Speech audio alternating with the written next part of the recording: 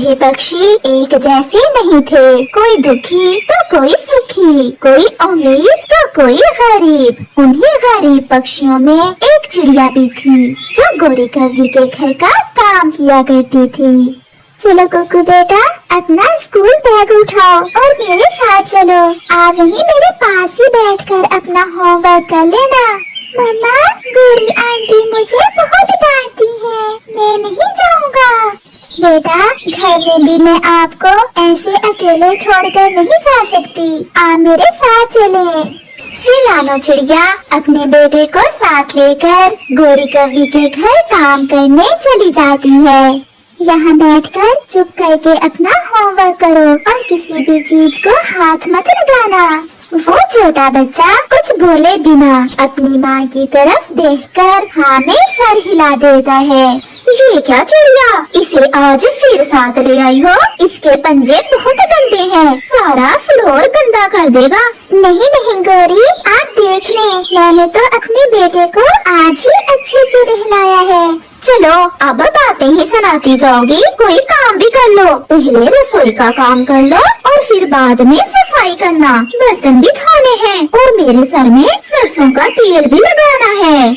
वो चिड़िया रोज की तरह अपने काम में लग जाती है। कौवी का बेटा जग्गू कौवा कुकू से थोड़ी दूर बैठकर अपने खिलौनों से खेलने लगता है। वो चाबी वाली रेलगाड़ी चलाता है जो कुकू के पास आकर रुक जाती है। कुकू जल्दी से अपना पंख रेलगाड़ी को लगाते हुए कहता है, ये रेलगाड़ी कितनी सुंदर है, मुझे इसका रंग बहुत अच्छा लगता है। छोड़ो, ये मेरी है, गंदी ना कर देना। मम्मा कहती है गरीब बच्चों के हाथों में कीटाणु होते हैं। ऐसा कहते हुए जग्गू फिर से अपने खिलौनों से खेलने लग जाता है। चिड़िया रसोई में काम कर लेती है, झाड़ू भी लगा लेती है। वो शाम तक काम करती है। फिर वो गोरी कौवी के घर से बाहर थोड़ी लकड़ियाँ उठाकर रखती है। जग्गू कौवा खेलते खेलते अपनी रेलगाड़ी कुकू के पास ही रखकर भूल जाता है। चिड़िया का बेटा अभी बचा था, उसे वो रेलगाड़ी बहुत अच्छी लग रही थी। वो गौर गौर से उसे देखे जा रहा था और फिर न जाने उसके दिमाग में क्या ख्याल आता है, वो रेलगाड़ी उठाकर अपने बैग में डाल लेता है।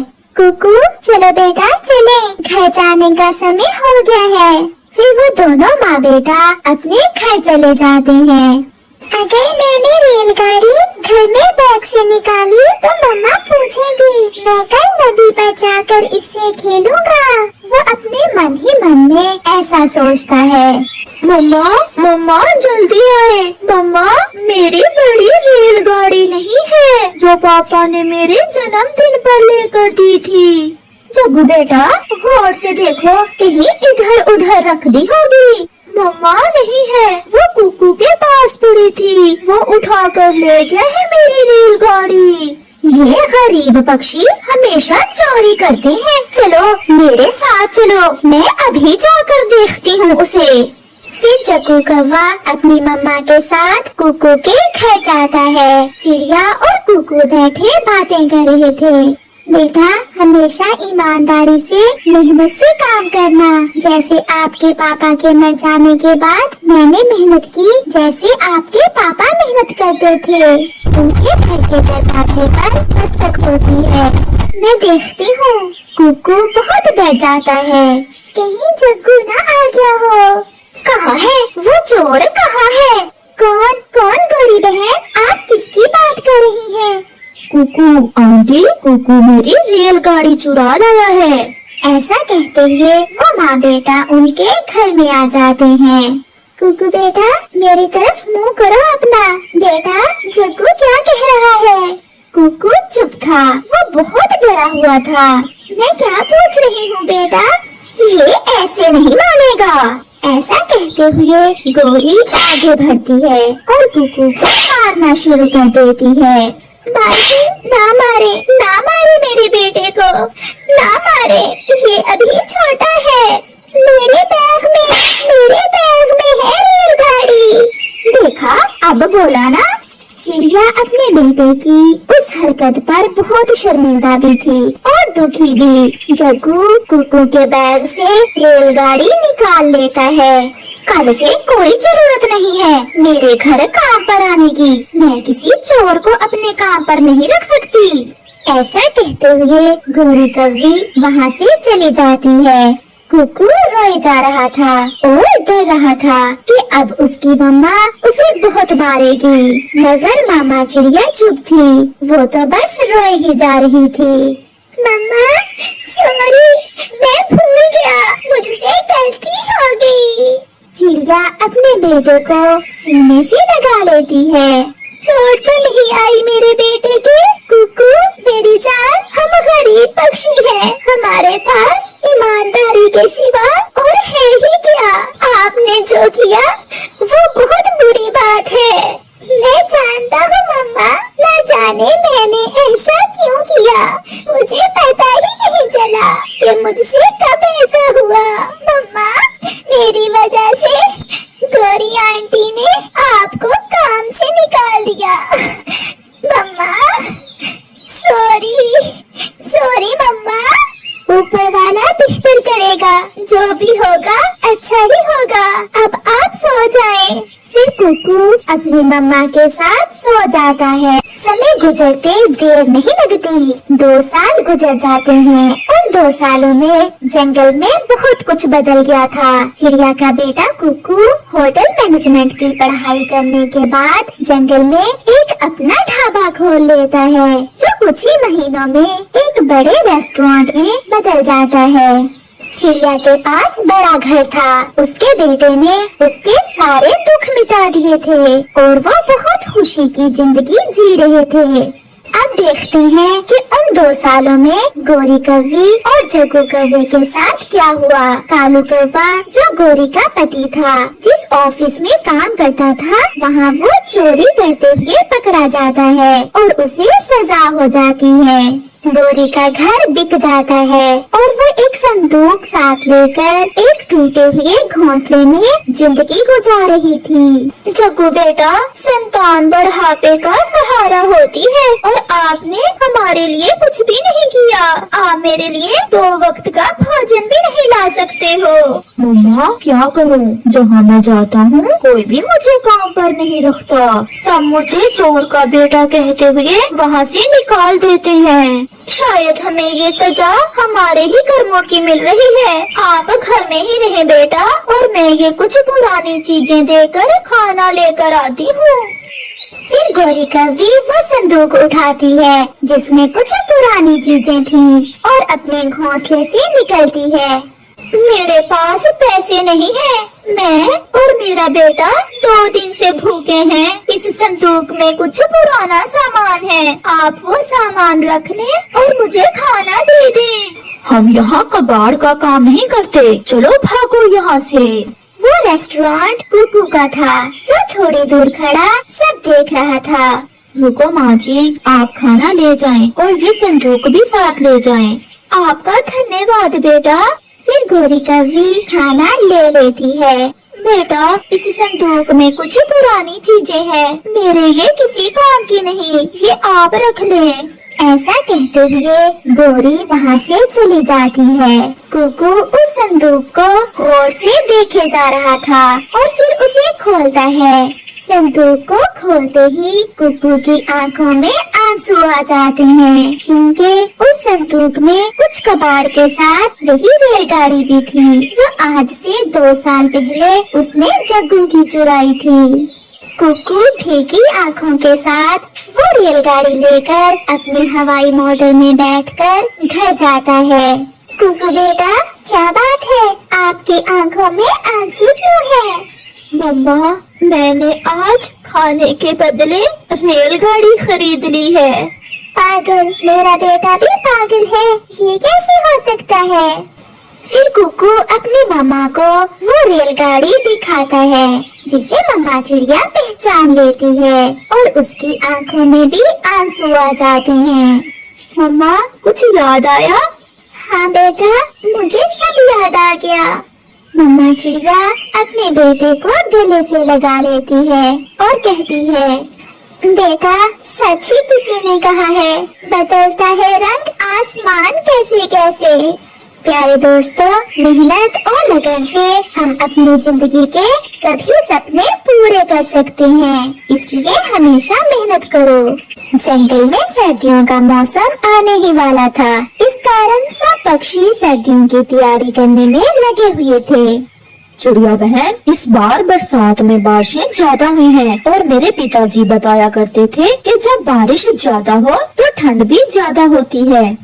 कबूतर भैया, ठंड को लेकर तो सभी पक्षी परेशान हैं और हमने तो अभी तक ठंड से निपटने के लिए कोई तैयारी भी नहीं की। इसीलिए तो मैं आया हूँ। जंगल के बाहर पास वाले गांव में किसान की कपास की फसल है। चलो हम अपने गरम बिस्तर बनाने के लिए वहाँ से कुछ कपास ले आते हैं। दूसरे पक्षियों को बता दिया है क्या आपने? आप चलें, हमारे दूसरे दोस्त बड़े पेड़ पर हमारा इंतजार कर रहे हैं। चिड़िया और कबूतर वहाँ से उड़ते हैं। रास्ते में कौवा, कव्वी, तोता और बुलबुल भी उन्हें देखकर उड़ते हैं। वो सब जंगल के पास वाले गांव में पहुंच जाते हैं। अरे कबूतर भैया, यहाँ तो कपास की फसल किसान ने काट ली है। इस बार हमने आने में देर कर दी और किसान अपने कपास की फसल घर ले गया होगा। तो फिर क्या हुआ? चलो हम सब किसान के पास जाते हैं, थोड़ी बहुत कपास तो किसान हमें दे ही देगा। मैं इंसानों को अच्छी तरह जानता हूँ, वो हमें ऐसे कपास नहीं देंगे, बदले में कुछ ना कुछ जरूर मांगेंगे। जाने में क्या दिक्कत है, चलो हम किसान के पास जाते हैं। किसान तो घर में ना था, मगर उसकी पत्नी घर में कपास को धूप में फैलाए बैठी थी। माँ जी, हम आपके पड़ोसी ही हैं, इसी जंगल में घर है हमारे, आप हम पर दया करें और हमें अपने गरम बिस्तर बनाने के लिए थोड़ी सी कपास दे दें। मैं आपको कपास जरूर दे देती, परंतु मेरे पति जी मुझे मारेंगे। मैं उनकी इजाजत के बिना आपको कपास नहीं दे सकती। अम्मा जी, हम कौन सा ज्यादा कपास मांग रहे हैं, बस थोड़ी सी ही दे दें। हम कपास में सूखे पत्ते और अपने पुराने टूटे हुए पंख मिला लेंगे। अभी यही बात हो रही थी कि किसान भी वहाँ आ जाता है। छी छी, चलो भागो भागो यहाँ से, मेरी कपास को खराब न कर देना। कहाँ से आ जाते हैं? वो छोटे पक्षी थोड़ी सी कपास लेने आए हैं अपने लिए गरम बिस्तर बनाने के लिए। किसान जी, ठंड आने ही वाली है और हमारे पास समय ज्यादा नहीं है कि हम कहीं और से कपास ढूंढ लें। हमारे जंगल के पास आपकी ही फसल थी। हम फसल में गए थे, परंतु इस बार तो आपने अपनी फसल जल्दी ही काट ली। मैं कई दिनों से कड़ी मेहनत से अपनी कपास को सुखा रहा हूँ, इसलिए नहीं कि तुम पक्षियों में बांट दूं। चलो भागो यहाँ से। ऐसे तो जाने वाले हम भी नहीं, हम तो कपास लेकर ही जाएंगे। सीता, जरा मेरी बंदूक देना, मैं देखता हूँ कैसे नहीं जाते ये पक्षी। बंदूक का नाम सुनकर तो पक्षी वहाँ से भागते हैं। वो थोड़ी दूर जाकर एक पेड़ पर बैठ जाते हैं। अगर ये किसान जिद्दी है तो जिद्दी मैं भी बहुत हूँ। मैं इस किसान से कपास लेकर रहूंगी। परंतु कैसे गोरी बहन, अगर फिर से गए तो ये किसान बंदूक चला देगा और आपको अच्छे से पता है बंदूक भागने का मौका नहीं देती, बहुत तेज दौड़ती है बंदूक की गोली। आप सब यहीं बैठे हमारा इंतजार करें। चल भी कालू, मैं अभी किसान को सीधा करती हूँ। परंतु कहाँ? मैं किसान के पास नहीं जाऊंगा, मुझे बंदूक से बहुत डर लगता है। किसान के पास नहीं, बल्कि सागर पर मेरे दोस्त गिरजू बादल के पास। जब मेरा दोस्त गिरजू किसान की सूखी कपास पर बरसात करने आएगा तो फिर देखूंगी मैं ये किसान हमें कपास कैसे नहीं देता। वाह गोरी, आइडिया तो अच्छा है, अब आगे देखते हैं क्या होता है। फिर कालू और गोरी सागर पर बादलों की तरफ चल देते हैं। जल्द ही कालू कौवा और गोरी कव्वी सागर पर पहुंच जाते हैं। गिरजू बादल सोया हुआ था। गिरजू, ओए गिरजू, उठो, मैं हूँ गोरी, तुम्हारी बचपन की दोस्त। आवाज सुनकर गिरजू बादल उठ जाता है। गोरी कव्वी, बड़े दिनों बाद आई हो, बताओ कैसी आई हो? फिर गोरी गिरजू बादल को पूरी बात बताती है। हमने बहुत विनती की उस किसान की। उसकी पत्नी तो बहुत अच्छी थी, परंतु उसका पति जो बड़ा किसान बना फिरता है हमें थोड़ी सी कपास नहीं देता। क्या मुझसे डरकर वो आपको कपास दे देगा? उसने कई दिनों की मेहनत से अपनी कपास सुखाई है और वो कभी नहीं चाहेगा कि उसकी कपास फिर से गीली हो जाए। तो फिर चलो। गोरी कव्वी और कालू कौवा गिरजू बादल को साथ लेकर वापस चलते हैं। वो देखे सामने गोरी कव्वी और कालू गिरजू बादल को ले आए हैं। अब तो किसान मान ही जाएगा और हमें थोड़ी थोड़ी कपास दे देगा।